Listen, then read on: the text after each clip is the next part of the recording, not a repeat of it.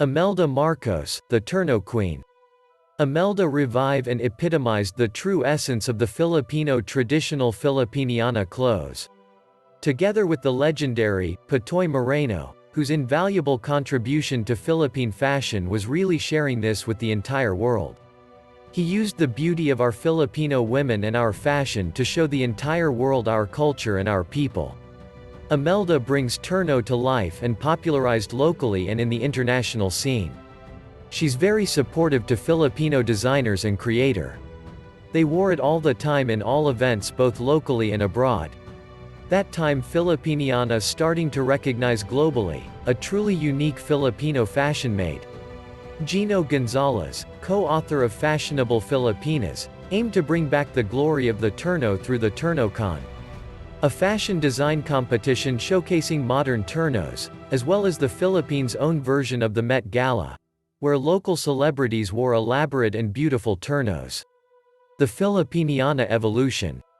The TERNO traces its origins to the barot saya, traditional Filipino clothing worn by women, which consists of the blouse, baro, or camisa, a folded rectangular piece of fabric worn over the shoulders, pañuelo, or fichu, and a short rectangular cloth, tapis, wrapped over top of a long.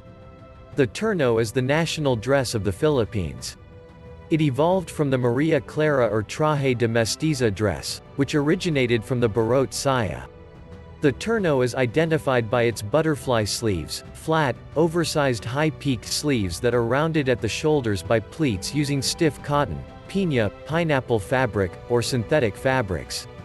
The TERNO combines Western influences with indigenous design and is considered a status symbol of wealth, social class, education, and Filipino femininity. It is worn primarily for formal functions such as government events or weddings, but is now being designed as daywear to help encourage more people to wear the TERNO and strengthen Filipino pride and identity. During American occupation in the 1900s to 1920s, the sleeves were flattened and became the butterfly sleeve. In the 1930s, as the Philippines transitioned to independence from the United States, women were also transitioning from wearing TERNOs to Western fashion. TERNOs were cumbersome to wear in the streets and involved high maintenance and delicate care. Thanks to Imelda, she popularized Filipiniana and epitomized bring back to life. In 1965 the TERNO was brought into the public eye when Imelda Marcos, the first lady and wife of President Ferdinand Marcos, came to power. She wore the TERNO so often it became synonymous with her identity, which was a detriment to the garment. After the Marcoses' downfall and transfer of power to the Aquino administration, women stopped wearing the TERNO as it became stigmatized. After the downfall, nationalism, pride and Filipino identity declined go together. Nowadays we support and patronized more international brand than our own local design. And now that it's coming back into fashion, it's not very fashionable anymore for the new generation. People don't want to wear it anymore, it became uncool and out of trend.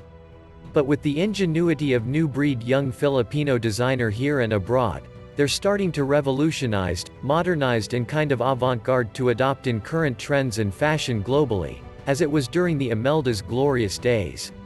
We must continue the craftsmanship of the hand embroidery and the hand weaving and make it available to the rest of the world. This is part of our heritage, culture, history and the legacy of who we are as Filipinos and going forward. Hit like and subscribe for upcoming Imeldific videos. Visit our official site imeldific.net.